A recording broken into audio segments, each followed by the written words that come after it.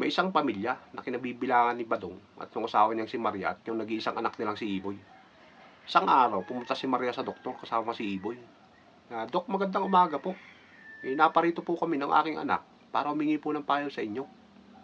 Ano ba yung misis? Sabi ni doktor. Ito po kasing anak kong si Iboy, Dok. 8 taon na po siya. Pero yung ari niya sobrang liit. Laki lamang po ng siling labuyo. Ano po kayang dapat kong gawin para sumabay naman yung ari niya sa kanyang paglaki? Madali lang yan, misis. Maglaga ka lamang ng itlog tuwing umaga at ipakain mo sa kanya. Totoo ba yun, Dok? Oo, totoo yun. Ganun ang ginagawa ko. Gusto mong malaman? Gusto mong makita yung pruweba? Tinignan ni Maria ngayon. Wow! Sige, Dok. Salamat po, ha. Biglang kumislap yung mata ni Maria.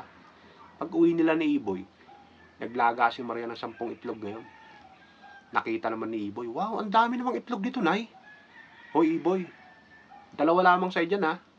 Bakit po, Nay? Ang dami po nito. Siyempre, sa tatay mo yung 8.